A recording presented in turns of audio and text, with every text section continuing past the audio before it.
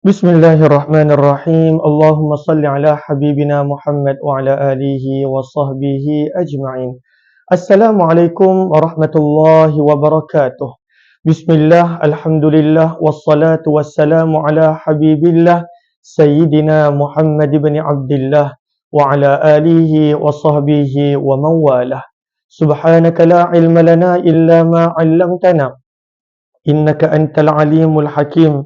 ولا حول ولا قوة إلا بالله العلي العظيم.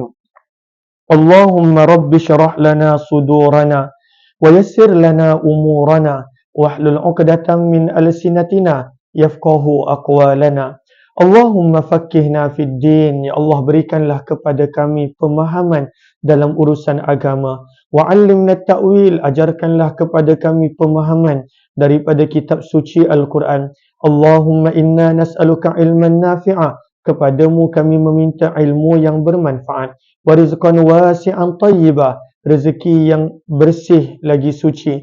Wa amalan mutaqabbala, amalan yang diterima. Wa shifaan min kulli da', dan penyembuhan daripada segala jenis penyakit. Amin amin ya rabbal alamin. Ahlan luah. Waalaikumsalam Cik Penglipo.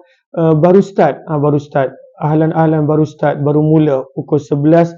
Azhari Ibrahim, kemudian dalam kebun yang semua, Ismail Latih, ASM, Adam, Anonymous, Flower. Ahlan kepada semua. Waalaikumsalam warahmatullahi wabarakatuh. Kepada semua yang memberi salam. Apa? Ha? Oh, dia gelap Allahumma salli ala sayyidina Muhammad. Terima kasih banyak-banyak Cik Penlipo. Okay, ahlan. Okay.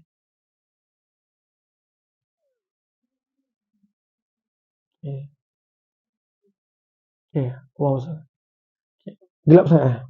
Mungkin sebut ni. Okay, ahlan. Begitu juga Nur Aini Yusof, kemudian Roslina Talib. Ahlan kepada yang lain. Waalaikumsalam warahmatullahi wabarakatuh. Kepada semua yang memberi salam. InsyaAllah pada malam ini kita nak sambung perkongsian daripada buku Marhaban Ya Ramadan. Perkara-perkara yang boleh merosakkan pahala puasa.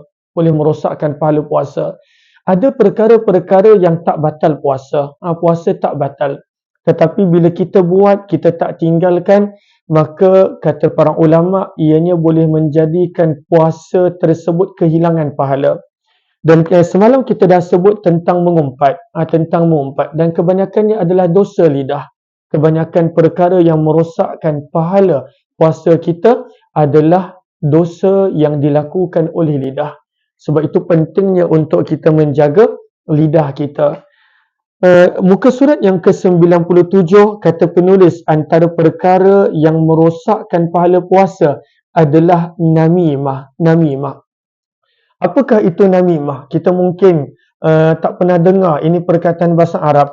Maka namimah adalah bahasa Arab bermaksud menyebarkan fitnah, ataupun dalam bahasa Melayu kita dikenali juga sebagai mengadu domba. Lalu disebabkan mengadu domba tersebut, terjadi pertengkaran, terjadi terputusnya hubungan antara manusia, maka itu adalah antara sifat yang dibenci oleh Allah Subhanahu wa taala. Di dalam Al-Quran, pada surah Al-Qalam, surah yang kedua di dalam juz yang ke-29, pada ayat yang ke-10 dan 11, Allah Subhanahu wa taala berfirman kepada baginda Nabi sallallahu alaihi wasallam, wala tuti' kulla halafin mahin.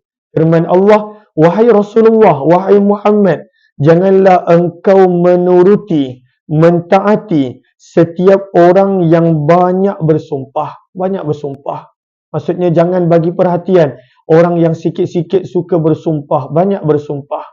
Dan antara sifat lain mereka adalah hammazim masya'im binamin. Mereka banyak mencela dan suka kesana kemari membawa fitnah. Ini adalah 3 sifat yang Allah kata, wahai Rasulullah, jangan bagi perhatian kepada mereka. Jangan bagi perhatian. Tak perlu nak menuruti pun kehendak mereka. Lalu siapakah? Antaranya adalah orang yang banyak bersumpah. sikit-sikit sumpah, itu nak bersumpah, banyak bersumpah, seolah-olah nama Allah tidak mempunyai nilai. Maka itu yang pertama. Yang kedua adalah orang yang suka mencela, banyak memaki, banyak mencela, jangan diberi perhatian kepada mereka. Dan yang ketiga firman Allah adalah masya'im binamim, orang yang suka mengadu domba. Maka ini tiga golongan. Dan yang poin daripada ayat ini adalah betapa tercelanya sikap orang yang suka mengadu domba. Ahlan-ahlan, terima kasih banyak-banyak Kak Nur Aini, terima kasih. Ahlan-ahlan, sahabat-sahabat yang lain, mohon jasa baik untuk bantu share, bantu untuk kongsi, bantu untuk sebar luas. Ahlan-ahlan SA, kemudian Semut Gatal, Ida, Waalaikumsalam warahmatullahi wabarakatuh. Terima kasih Cik Penglipu, ahlan-ahlan. Lalu ini adalah berkenaan tentang mengadu domba. Maka perbuatan menyebarkan fitnah, perbuatan suka menceritakan keaiban keburukan orang yang membawa kepada bertengkar bergaduh, itu semua termasuk di dalam namimah ataupun mengadu domba. Kemudian firman Allah Subhanahu Wa Taala lagi menceritakan tentang sikap pengadu domba di dalam surah Al-Ahzab juz yang ke-22 pada ayat yang ke-58. Ayat yang ke-58. Firman Allah, "Walladzina yu'dzunal mu'minina wal mu'minati bighairi maktasabu." Dan orang-orang yang suka menyakiti orang beriman lelaki dan perempuan dengan kesalahan yang mereka tak buat pun. Kadang-kala kesalahan tu mereka tak buat tapi dah difitnah ataupun dah dimaki ataupun dah dituduh, dan ini banyak berlaku zaman kita. Ini banyak berlaku zaman kita. Belum pasti lagi adakah dia betul-betul buat. Telah ada persepsi, telah dicaci, telah dimaki, telah dikongsi, disebar, diviralkan. Maka Allah beri teguran. Firman Allah, orang yang menyakiti orang beriman dengan perbuatan yang mereka tak buat, faqad ihtamalu buhtana wa isman mubina, maka orang tersebut telah sanggup memikul buhtan, satu fitnah, satu pembohongan besar, dan juga perbuatan dosa yang nyata, isman mubina. Dan ini kita perlu elakkan. Kadang-kadang kita tengok dekat media sosial baru tersebar, tak pasti betul ke tak, belum pasti. Hanya kadang-kala ada orang tulis, ada orang bagi isyarat, ada orang kongsi gambar yang tak tahu hujung pangkal dia. Maka kita kadang-kala dah mula terjebak, komen ataupun bantu juga share, sebarkan ataupun kongsikan kepada orang lain. Maka Allah beri teguran, wahai orang-orang yang menyakiti orang beriman dengan perbuatan yang mereka tak buat, maka sebenarnya kamu sedang menanggung fitnah dan juga kamu sedang melakukan dosa yang nyata. Lalu sebab itu kata para ulama, antara perkara yang merosakkan pahala puasa, inilah dia, namimah. Perbuatan namimah, perbuatan mengadu domba. Nabi SAW bersabda tentang perbuatan namimah ni. Sabda Nabi SAW, Allah begitu benci. Sabda Nabi SAW, la yadkhulul jannata namam. Sabda Nabi SAW, tidak akan masuk syurga seseorang yang membawa namimah, mengadu domba, menyebar fitnah, membawa perpecahan, tak akan masuk syurga. Kata para ulama, maksud daripada tak masuk syurga adalah kemasukan yang awal. Ahlan-ahlan kepada yang baru join, pada malam ni kita sekadar nak berkongsi daripada buku Marhaban Ya Ramadan. Mudah-mudahan pada malam nuzul Quran ini, bersempena dengan nuzul Quran, walaupun para ulama berbeza pendapat, bilakah berlakunya nuzul Quran, penurunan wahyu yang pertama, maka ada pandangan 17 Ramadan, itu yang dipegang di negara kita. Ada pandangan yang mengatakan 21 Ramadan dan ada beberapa pandangan yang lain. Namun mudah-mudahan Allah Subhanahu Wa Taala kurniakan kepada kita yang penting kekuatan untuk melakukan sebanyak mungkin amalan pada bulan yang mulia ini, amalan yang Allah terima harapnya insya-Allah. Muka surat yang ke-98, 98. Maka di sini dikongsikan kata-kata yang menarik daripada Sayyidina Ali bin Abi Talib, menantu dan sepupu Nabi. Kata Sayyidina Ali bin Abi Talib berkenaan tentang namimah, berkenaan tentang mengadu domba. Seseorang yang melakukan namimah, maka mereka dapat melakukan amalan dalam 1 jam untuk menyebarkan fitnah yang terus menerus boleh berlangsung selama 1 bulan. Dan memang betul apa yang kata Sayyidina Ali ini. Memang betul. Yang mana kadangkala dia pergi sebarkan berita ataupun dia pergi tulis berita yang mana ambil masa sejam, 1 minit. Tapi orang bercakap, sebarkan benda fitnah, benda viral, kadangkala sampai berbulan-bulan, kadangkala sampai bertahun-tahun. Dan orang yang mula-mula menyebarkan tersebut, dan orang yang pada waktu itu Allahumma salli ala Sayyidina Muhammad terjebak dalam viralkan benda-benda yang belum pasti betul ataupun tidak, semua akan terlibat dengan dosa. Sebab itu pentingnya untuk kita berhati-hati, jaga lidah kita, jaga tangan kita daripada terjebak dalam perbuatan namimah ini. Kemudian antara dosa lidah yang ketiga, maka dosa yang lidah pertama yang paling sangat kerap berlaku adalah bohong. Yang kedua, yang banyak berlaku viral-viral zaman kita. Kadang-kala ada viral yang positif, Masya Allah tu bagus, itu tak ada masalah. Tapi kadang-kala ada juga viral yang dalam keadaan benda tersebut belum tentu betul ataupun tidak. Kadang-kala hanya bertujuan nak menjatuhkan individu yang tertentu. Maka namimah termasuk dalam kategori tersebut. Dan dosa lidah yang ketiga adalah berdusta, berbohong. Masya Allah. Ini antara dosa yang mana patut kita jauhkan. Para Nabi SAW, mereka terpelihara daripada sifat bohong, berdusta. Sebab itu mereka terkenal dengan Al-Amin, jujur dan dipercayai. Dan ini adalah dosa yang patut untuk kita tinggalkan. Kadang-kala bohong ini kita nampak berlaku pada anak-anak kita. Anak-anak kita bohong. Dan kita ambil keputusan, tak apa, budak lagi, kecil lagi.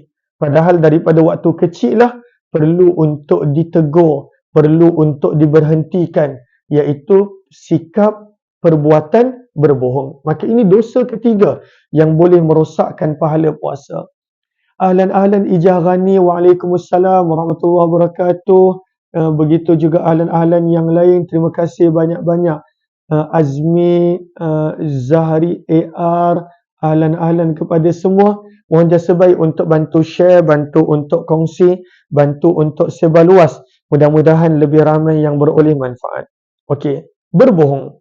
Maka kata penulis buku, hukum berbohong adalah haram. Secara umumnya, bercakap bohong ini adalah haram. Dan termasuk daripada dosa-dosa besar. Sebab itu Allah menegur, Allah memberi amaran kepada orang yang berbohong di dalam surah An-Nahl pada ayat yang ke-116.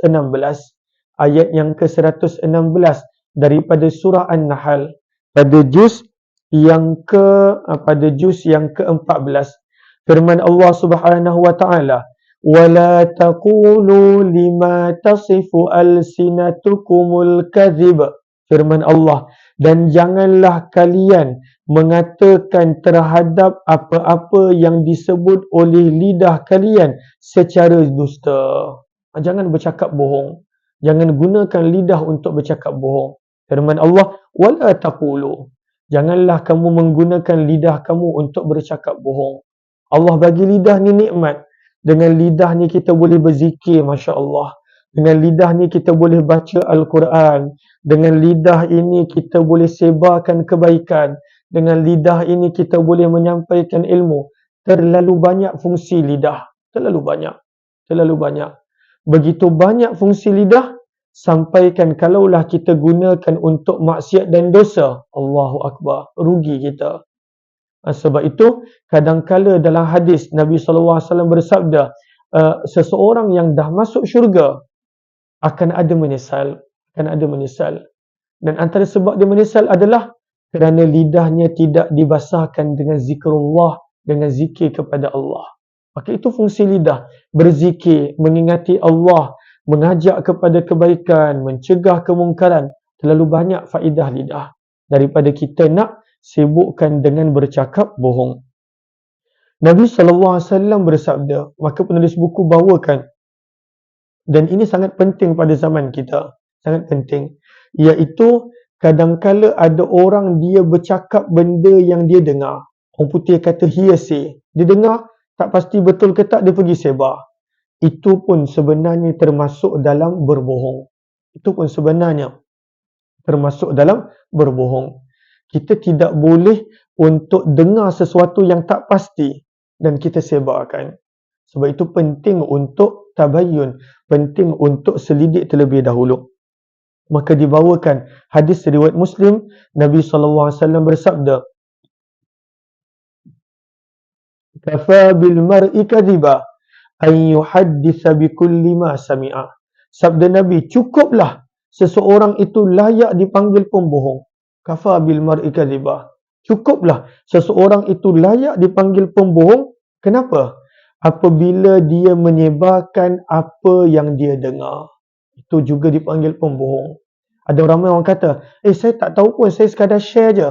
Jangan share kalau tak pasti. Jangan kongsi jika tidak pasti. Jangan share, jangan kongsikan. Sebab itu, sabda Nabi SAW, cukuplah seseorang itu layak dipanggil pembohong kalaulah dia suka berkongsi apa jua yang dia dengar. Maksudnya, kalaulah kita dah pasti benda tu betul, maka tak ada masalah kita kongsi. Kalaulah kita yakin benda tu betul, maka dialu-alukan untuk share dan kongsi. Tetapi kalaulah tidak pasti, maka jangan di-share dan dikongsikan. Kemudian di sini, penulis buku bawakan daripada hadis Nabi SAW yang ada dalam Musnad Ahmad, bahawa ada 3 keadaan yang dibenarkan, yang diharuskan, taklah mesti, yang dibenarkan untuk berbohong. 3 keadaan yang dibenarkan untuk bercakap bohong. Hadis ini adalah hadis riwayat Musnad Ahmad. Maka Nabi SAW bersabda, dalam hadis riwayat Musnad Ahmad, sabda Nabi SAW, "Kullul kadhibi yuktabu ala bani Adam illa thalatha khisal."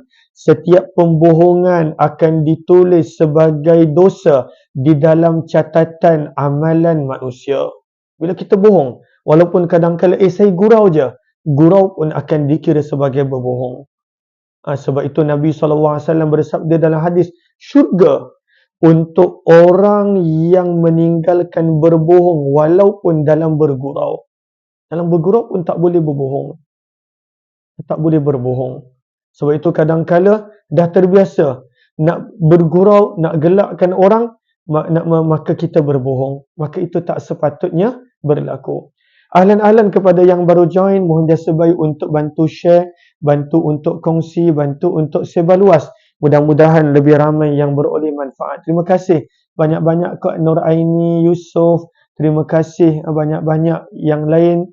Mudah-mudahan Allah balas dengan sebaik kebaikan dan ganjaran. Maka ada 3 situasi yang diharuskan untuk berbohong berdasarkan hadis riwayat Musnad Ahmad ini. Yang pertama, rajulun kadzaba imra'atahu liyurdiyaha. Sabda Nabi SAW, seorang suami yang berbohong agar isterinya gembira dan bahagia. Maka nak menggembirakan isteri dia, maka suami dia kata, sedapnya masakan ni. Walaupun sebenarnya taklah berapa sedap, tapi kata, sedapnya masakan ni, inilah masakan yang terbaik saya pernah rasa. Maka itu taklah dikira berbohong untuk menggembirakan isteri dia. Ataupun kata, Masya Allah, cantiknya baju awak pada hari ni, Masya Allah, awaklah yang paling cantik di dunia. Maka walaupun sebenarnya banyak lagi yang lebih cantik, tetapi memuji, mengungkapkan perkataan yang baik-baik untuk isteri gembira, maka itu tidaklah dikira sebagai berbohong. Taklah dikira sebagai berbohong. Maka ini adalah yang pertama. Yang kedua, seseorang yang berbohong, sabda Nabi, "Wa rajulun kadzaba baina imra'aini liyusliha bainahuma." seseorang yang berbohong bertujuan untuk mendamaikan dua orang yang bergaduh. Ada orang yang bergaduh, bertengkar, maka dia berbohong untuk mendamaikan. Maka ini taklah dikira berbohong. Maka kita pergi kepada dua orang yang bergaduh. Kita pergi kepada yang A. Dia kata, tuan, yang kawan lagi seorang ni dia kirim salam, walaupun dia tak kirim salam, ataupun dia kata dia bagi hadiah, walaupun itu bukan daripada orang tersebut. Kemudian kita pergi pula kepada B yang sedang bertengkar ni, tuan, yang kawan ni kata dia minta maaf atas kesalahan dia, walaupun dia tak minta maaf. Lalu dua orang yang bertengkar ni bila berjumpa kali pertama, tersenyum-senyum, ataupun pada waktu itu dalam keadaan dah tak marah.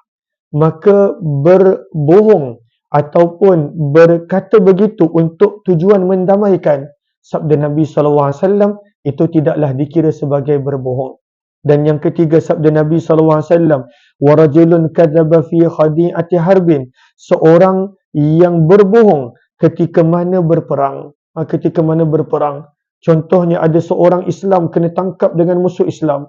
Dia kata, apa perancangan tentera Islam, beritahu aku cepat, jangan bohong, agama kamu larang berbohong. Maka boleh berbohong.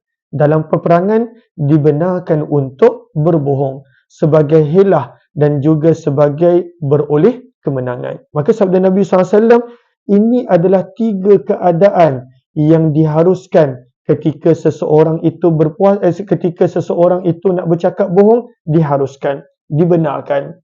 Selain daripada ini, tak dibenarkan untuk berbohong, tak dibenarkan. Lalu tak dibenarkanlah untuk berbohong ketika mana nak menang dalam pilihan raya, tak dibenarkan, walaupun atas apa pun alasan. Tak dibenarkan untuk berbohong kerana nak dapat jawatan, tak dibenarkan untuk berbohong kerana nak mendapat derma sumbangan, tak dibenarkan. Dalam 3 keadaan ini yang dibenarkan berbohong sabda Nabi SAW, maka perlu untuk meninggalkan percakapan bohong. Maka ini adalah dosa yang ketiga yang boleh merosakkan pahala puasa. Maka yang pertama adalah dosa mengumpat. Yang kedua, namimah, mengadu domba. Yang ketiga, kizib, bercakap bohong. Perkara keempat yang boleh merosakkan pahala puasa, kata para ulama, adalah melihat kepada perkara-perkara yang haram. Lihat maksiat, lihat benda-benda yang tak elok dalam gadget, dalam media sosial, dalam gambar dan sebagainya. Itu semua menghilangkan pahala puasa, kata para ulama rahimahumullahu ta'ala.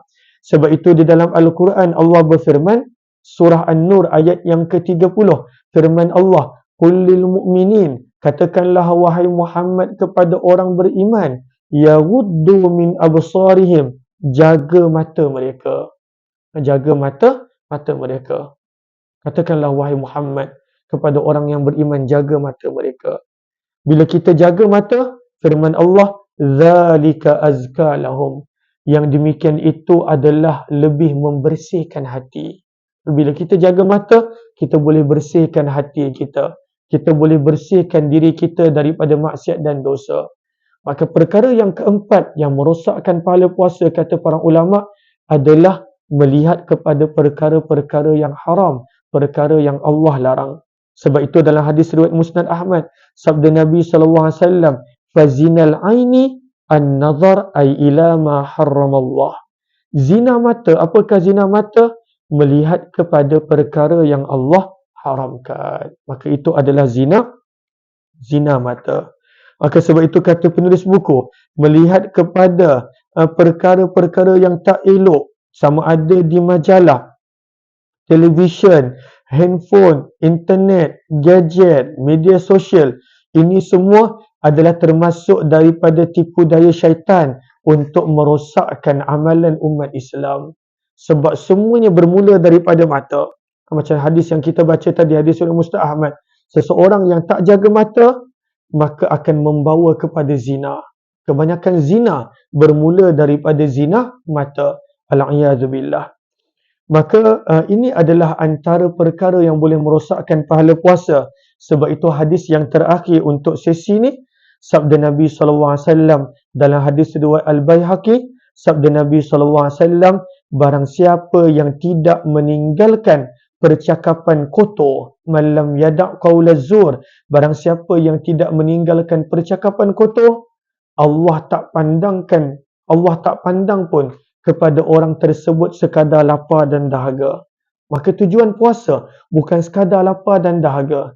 Tujuan puasa adalah nak tinggalkan benda-benda yang Allah tak suka, daripada percakapan yang tak elok, daripada perbuatan yang tak elok. Mudah-mudahan adanya manfaat, insya-Allah.